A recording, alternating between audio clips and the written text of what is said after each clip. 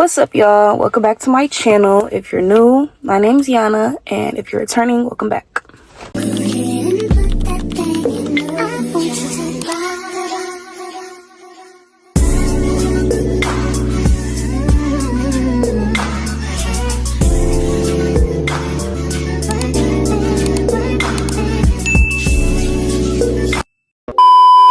So as y'all can see by the title, in today's video, we're going to be talking about mental health. This is a little different from the type of content I usually make. This isn't in no shape or form like a how-to video. It's literally just my personal experiences, what I've been through, how I cope, and any advice I could give to anybody out there that's watching. I'm really making this type of video to be a voice for other people and kind of encourage them, help them get out of the current space that they may be in. I'm here for y'all. Some days I wake up and it seems almost impossible to even get out the bed, get in the shower, eat, like do the things that I love doing on an everyday basis. Some days I wake up and it's literally like I just can't. And I know like having that person that can relate and help you, that's always like super comforting to me, at least. So y'all can leave me any comments down below. Y'all can even message me on my social media platforms, which I'll leave right here for y'all. I go through it. Everybody goes through it. I'm not ashamed of what I go through. I'm not judgmental of anybody that goes through things in life. It happens to the best of us. And I just want to let y'all know that I'm here for y'all. This is my first time kind of like opening up about my own personal experiences with mental health and depression and things like that. So I just want to let y'all know, be nice, be kind. I don't know if I seem like a super sensitive person, but I am. Things hurt my feelings. If y'all see me crying in this video, mind your business. Enough rambling and talking and all of that.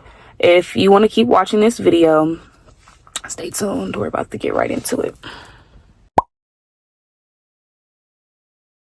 First topic I want to discuss is anxiety and depression. When I tell y'all, the last like week or two, I've been going through it. Like, I'm laughing now, but baby, I have not been laughing. Like, it's been a crazy couple weeks. I'm not gonna sit here and lie to y'all. Like, it's been crazy. The anxious feeling that I've been getting, y'all, I'm talking about anxious to the point I feel like I literally cannot breathe. It's like from all the stress, the overstimulation. I find myself a lot of the time feeling like I'm constantly drowning in like a big ass pool of like responsibilities and just all these things that I think that I have to have done all at once, when in reality, I don't. It's really not necessary at all. I really need to give myself my credits and actually pat myself on the back because I'm doing my shit. Anxiety and depression will do that to you. They will make you feel like even if you're doing great, it's just a feeling that makes you feel like you're not where you're supposed to be. You're behind in life. You're just not doing everything that you could or should be. And life really gets like that, y'all.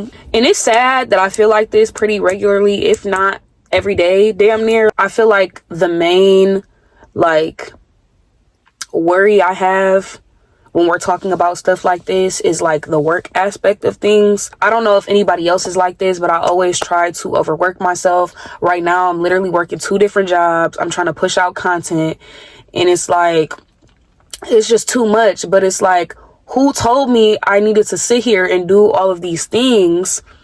I don't have to do all of that. I feel like social media plays a really big part in making us feel this way specifically, because it's like, we're allowing ourselves to see and compare ourselves to all these people online or on the internet. And it's like, for what?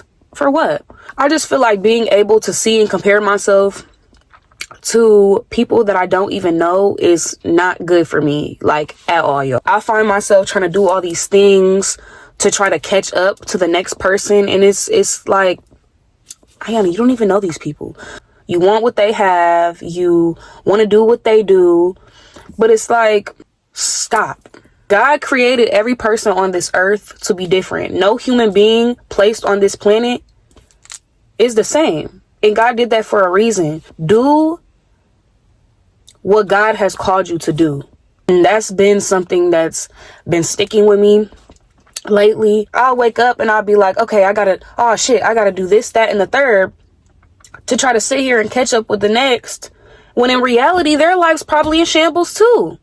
I'm trying to like find a healthier way to cope with this, because I find myself feeling this way a lot, like I'm just stuck in the same spot. But you're not. God has created a path for every single one of y'all watching, including me. Everybody has their own journey. You literally have to just walk in your path and let God handle the rest. We don't know how other people's lives are, and we go off what we see online, when in reality their situation ain't any better than ours. And I'm just being honest with y'all. We gotta stop comparing. I also find myself like trying to go above and beyond for certain people. For one, when I know my mental can't handle it, and for two, when these people don't even deserve it. They don't. And I'm not just saying, like, I know I'm cut from a different cloth. I know how I am, and a lot of people just don't match me. A lot of people are not cut like me, and I've realized that that is completely okay. Like, I'm not mad, but you can't overwork yourself and overstimulate yourself to please other people. You just can't. As much as a people pleaser or a giving person that you may be, that takes a toll on your mental health. Like, you have to always, and as selfish as this might sound, you got to take care of you first. You're the most important. When it comes down to doing something, I always ask myself, Yana, is this going to positively or negatively affect your mental health? And if I could think of one negative way it's going to affect me, baby, I'm not doing it. Simple as that. Leave it alone. We're not doing it. I feel like me being strict in that way with myself has helped me a lot. Like, this year so far, y'all, I have not put up with nothing. I'm not gonna lie, I haven't. And I love that for me. Last year, I was just going around trying to please everybody, do everything, and just overstimulating myself. And I learned that wasn't good for me. You gotta cut out the things that don't serve you. If you lose friends and family and people in general along the way, then that's just that. Like I said, baby, you got to take care of you. You're what matters. So remember that. One thing I do want to say before switching to the next topic is, y'all, it is okay to not be okay. Like, that little, like, saying, statement, whatever you want to call it, literally is so true. If you don't take anything away from this video, take that. Like, I literally cannot stress it enough. Whatever you're going through, you'll always be able to handle it. You know why? Because God placed you here to be able to handle it. You're going to have good days and you're going to have bad days, but they all count. So make them count. Sometimes we have to be put in uncomfortable spaces and positions to be able to better ourselves. Like, sometimes to change your life around, you have to be uncomfortable. And that is like the truest thing I've ever heard in my life. To be able to elevate and move up and just be a better person in general, change is going to come with that. You're never going to be able to better yourself if you don't change old habits. Just know that it all starts with you. That literally is like the best piece of advice I could give you. It all starts with you. You got to put in the work. Okay, so next, I want to talk a little bit about childhood trauma. I wouldn't necessarily say that my childhood has been traumatic, but when I think back to my childhood, like I said, it wasn't all bad, but at the same time, I can't really think of nothing good either. And I feel like that's kind of traumatic, you know what I mean, in its own way. For me personally, my mental health journey kind of started young. It really started off with like some insecurities I had, like in grade school, being overweight, just my appearance. It just made me real insecure when I was a little girl. I had family members on a specific side of my family that would make jokes about me being overweight and looking a certain way. And I ain't gonna lie, hearing stuff like that from like family members took a huge toll on me. My parents have been separated damn near my whole life.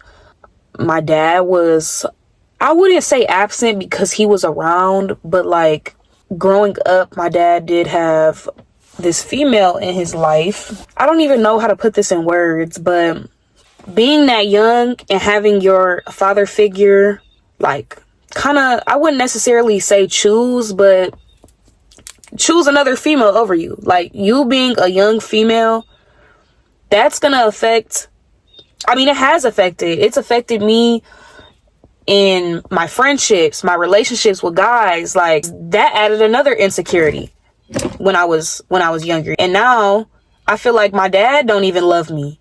He's loving another female over his only daughter. That kind of took a toll on my mental health, like, too. Like, damn, if my dad don't love me, is any nigga ever gonna love me?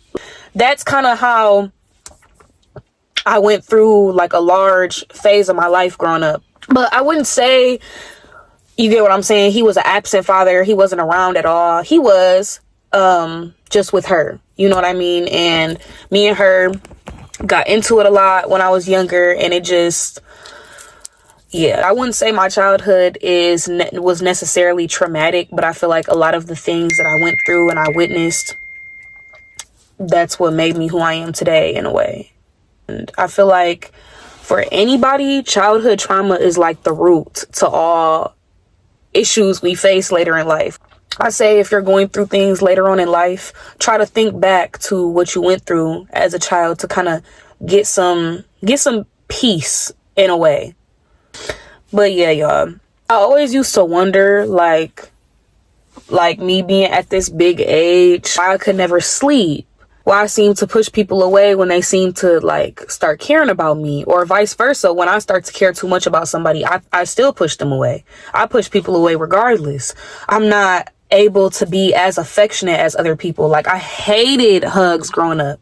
I hated them. I hated any type of physical touch. I was always attracted to toxic people. All these things that were normalized to me as a child, especially coming from, like, authority figures or people that I was around growing up, I always felt super, like, hyper independent. Everyone I was raised around was like that. So it wasn't abnormal for me to, like, you know what I'm saying, catch on to what I was around. I was a victim of my environment, and I'm not mad at it, but I would say it played a huge part in, you get what I'm saying, who I am today. Another thing I feel like took a toll on my mental health at a young age was my sister and her health issues. If you know me personally, then you know that my sister is a really hard topic for me to talk about.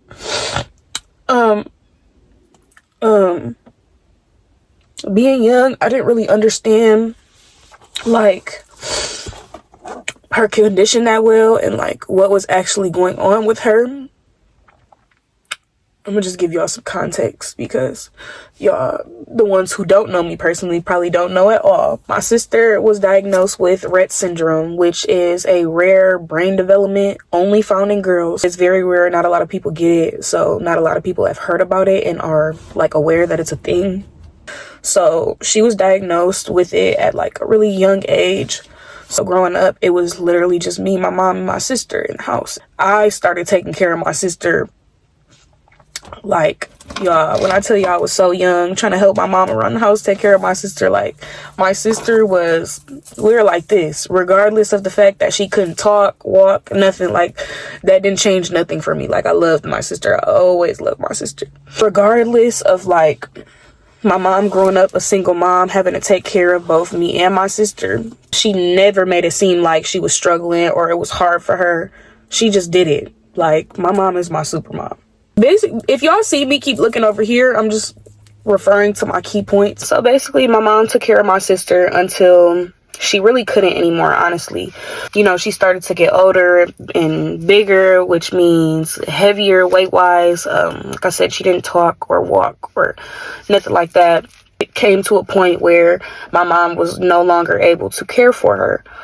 when that happened, my sister was moved into like numerous different like care facilities and nursing homes and things like that. And that's kind of when things started going left. When my sister was going from home to home, it was very intense on her health. I feel like things weren't being taken as seriously as they would have if she was in me and my mom's care.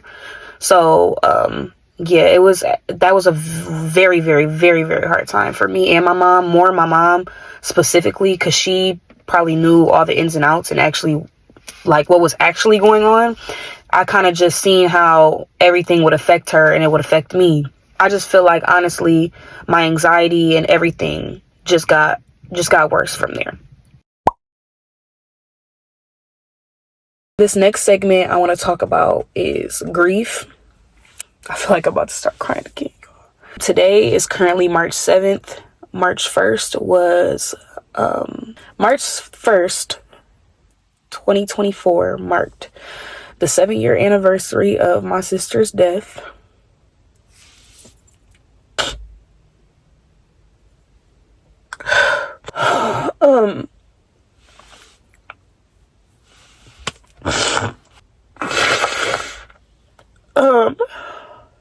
Like, y'all, it's been 7 years. And if bringing this topic up still does this to me, like, hold on, y'all. Like, it really still has this effect on me, even on my best days. That's crazy. Like, look at me crying, y'all. Whoo! Like I said, it's okay not to be okay. It is. It's okay to cry. It's okay. Like, I cannot stress that enough. It's okay. Grieving is so hard. Y'all, I'm still dealing with and processing things, and it's literally been this many years. What y'all gotta know is there's no time limit on grief. Don't sit here and let anybody tell you how much time you have to miss a person or talk about a person, or there's no time limit on this shit. A few months before my sister's passing, she was in the hospital in critical condition where she had to undergo a lot of different procedures and surgeries. All of that just ended up being too much on her body, and that's what caused her to pass away. I'm saying all this to say, all that time that my sister sat in the hospital, y'all, I was 16 at the time. The whole time my sister was in critical condition, I went up there daily. I sat with her. I talked to her even though she couldn't talk back to me. I prayed over her, y'all. This is the first time in my life where I actually was questioning God, because it's like, why? It's like, did my prayers not work? Why, after all this time, I done sat and begged God? Why, after all that, he still took her away from me? I don't like to question God, but I was mad at him, y'all. I was I was so mad at him. That's all I kept thinking about was why. I couldn't wrap my head around it.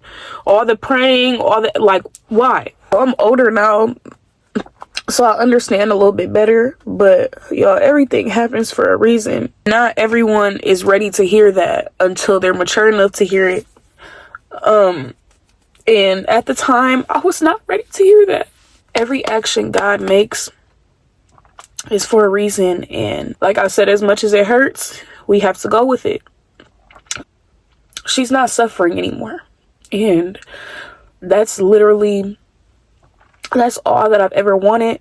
It's all that my mom's ever wanted. As sad as we are not to have her here, it's definitely for the better.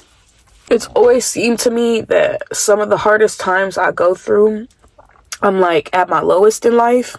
When that happens to me, I feel like I just don't even want to be here. Like, I hit my breaking point, and this was one of those times. I don't really want to get too much into suicide and things like that, because that's a whole nother trigger for me, honestly. Yeah, we're not even going to get into that because, like I said, that's a whole nother trigger. But that at that moment, that's all I was thinking about when I lost my sister. I'm gonna be honest with y'all. I couldn't wrap my head around anything that was happening. So yeah, it always seems to me like I go through my hardest times at the lowest points in my life. I've always been told this saying. I was told it a lot during this situation and this time in my life. The saying is, God doesn't give the hardest battles to his toughest soldiers, but he creates the toughest soldiers out of life's hardest battles. And I don't think I need to spend too much time speaking on that. Pretty self-explanatory. I'm always gonna miss her, but I know at the end of the day, she's looking down on me and she's got me. She's carrying me through life, and knowing that gives me peace in itself. And I just feel like knowing that I'll always be okay, you know? So this took place in 2017. Fast forward to September of 2022. I lost a very, very, very, very close childhood friend to me. It's like just when I thought I was getting over grieving, this happened. My friend had gotten in a car accident. It was very hard for me to process, just because it was like the last person I would have thought. When I first got the news, and this is going to sound selfish, but it was very triggering to me because all that I could think about was my sister. I started to question God again. Why do you keep on taking the people that mean the most to me away from me? Like, I didn't understand it. And this forced me to be mad at him again, because it's like, honestly, I'm not going to go too deep into detail with Glory, my friend, just because I don't even feel like crying again. Like, I really don't. But, all right, y'all, we're back. I had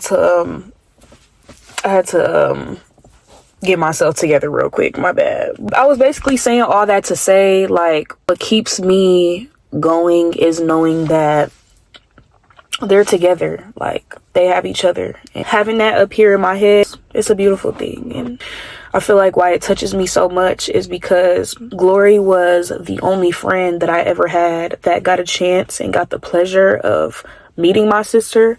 My sister wasn't normal. She was different, but the fact that she still treated her with the same respect that she would treat a random off the street, like, I always hold that close to my heart. I'm actually in my car right now, and yeah, I keep these in my car when I'm driving. This is my friend Glory, pretty as fuck, don't play. And then on the back, that's me and her. So I have that, and my beautiful sissy, and then my favorite picture of us on the back. It's me trying to eat her face when we was little. Yeah, I hold these super duper close to me. Like, I love my girls. But yeah, I keep that there when I'm driving. So I could just, you know what I'm saying? There's never a day or a time when they aren't on my mind. Like, they're always right there in my view. So we love that. Knowing they're together, looking down on me, watching me daily, carrying me through life. That's the reason I haven't failed in anything that I'm doing. Everything I'm doing, every accomplishment I'm making, I'm doing it for them. And I could feel their presence. I could feel them making all these accomplishments. I could feel them hitting all these goals with me. That's the best feeling ever. Like, I promise y'all. A few statements in particular used to make me mad. When Glory first passed, when my sister first passed, people would always tell me, like, you'll get past it. You'll get back to yourself eventually. It'll be okay. But, like, no, that's where you're wrong at. It's not going to be okay. I'm not going to get past it. I'm not going to get back to myself. I'll never be okay, y'all. Like, I'll never get back to myself. And you know why? The last version of me had a sister in my life. The last version of me, I had a friend that's no longer in this world. I have to learn a whole new version of myself without these people in my life. Grieving is a transition, y'all, okay? It's something that you can't cast anger around. but instead kind of show love and pay homage to the people that you lost. I try not to get angry about when it comes to talking about my grief. I kind of get happy because it's like the last form of love that I get to show them. Talking about it makes me more happy than sad now. I feel like regardless if both of them lived till they were 100 years old, in reality, that still wouldn't have been enough time. No one gets enough time with, you get what I'm saying, their loved ones before they go.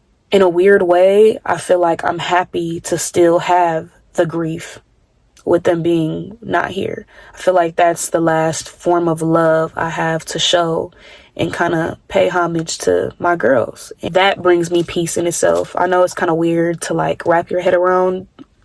It's a different concept. Like I said, maybe I don't have the healthiest healing or coping mechanisms. It works for me. And like I said, just knowing that kind of brings me peace a little bit. Whether they're here or not, I feel like it's a way for me to, you know, keep the memories going, keep their names alive. I feel like as long as I'm here, people are going to know who they are. And I love that. I can honestly say that God has gotten me and carried me through this difficult process of grief and, you know, time in my life. I can honestly say it hasn't been counseling. It hasn't been anything or anyone but him. If it wasn't for God, I really don't know where I'd be, honestly. I feel like God places obstacles in our life for a reason because he knows we can handle them.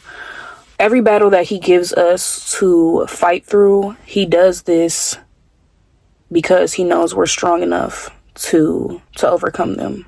Always remember that there is light at the end of the tunnel. You have to put the work in and put the time in and the effort in to get there and see, you get what I'm saying, a beautiful outcome. We have bad days, we have good days, but like I said, they all count.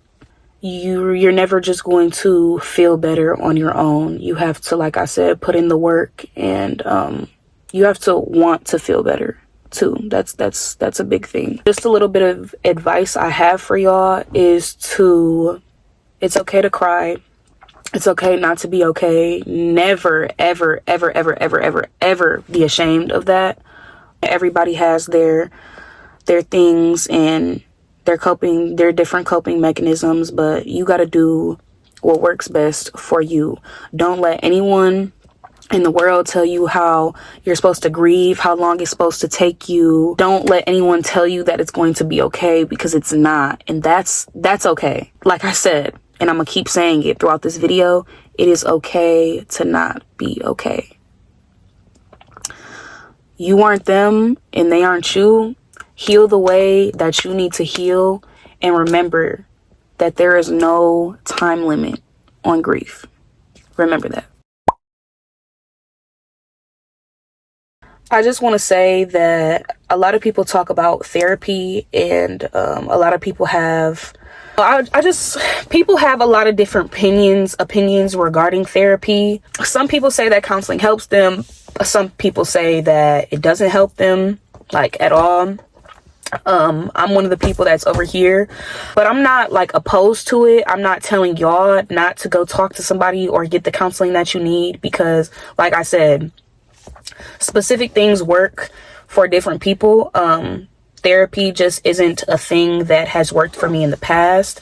I've tried a couple times, but like I said, I'm not opposed to it. I'm still open.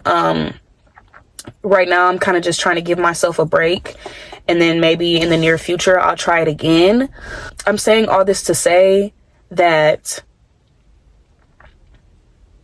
some things just don't work for certain people, and you have to find out what's right for you when it comes to coping and dealing with a certain situation that you might be going through. Don't think that if you try one thing and it doesn't work, that's just the end for you. Therapy won't always work. Medication won't always work. All these things might not work. But like I said, it all starts with you. You have to put in the work to want to see change. Nobody, just you, nobody else but you. And once you realize that, I feel like your healing process is going to shock you. You got this, girl, and I'm here for you. I promise. So with that being said, this kind of wraps up my little mental health girl talk, I guess you could say. And not even girl talk. If you're a male watching this, there's nothing wrong with that. Y'all go through things too, and a lot of people try to skip over a man's mental health, and I don't think that's right. I don't think that's fair at all. Men go through the same thing that us women go through, and it's important to be there for them too. Ask them how their day was. Ask them how they're feeling mentally.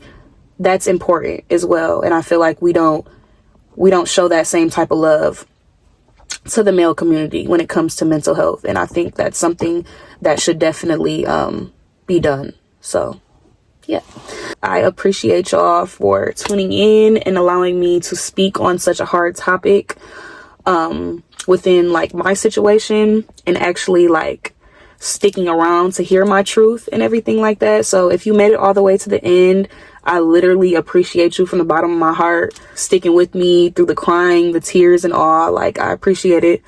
The mental health is so important, and I feel like nobody in life should have to go through that alone. I feel like you guys should always have someone to talk to, someone to relate to. It just makes it easier to manage when we're not going through it completely alone, if that makes sense. So I hope me being vulnerable helped y'all a little bit in knowing that you guys are not alone. Like I said, I never really have opened up like that before and sat here and cried on camera. I usually talk about people who do that. So I appreciate y'all for letting me get like that with y'all. If anyone watching needs any extra support, encouraging words, or even just a listening ear, don't be afraid. Don't hesitate to reach out to me, whether that be social media, in the comments down below. I just want to make it very clear to y'all that you heard it. I've been through these things. It's been a long journey with my mental health. It's been a long process of healing, a long process that I'm still going through right now. So like I said, I'm willing to listen and I'm willing to help y'all. I'm here for y'all. Hard times don't last forever, and you got this. I'm rooting for you. Make sure you like, comment, subscribe. Make sure you turn on that bell so you can be notified every single time I post a video. And yeah, let me know if y'all want more sit down videos, girl talks, mental health talks, whatever. I'm down to do it. Thanks for tuning in, and I will see y'all in my next video.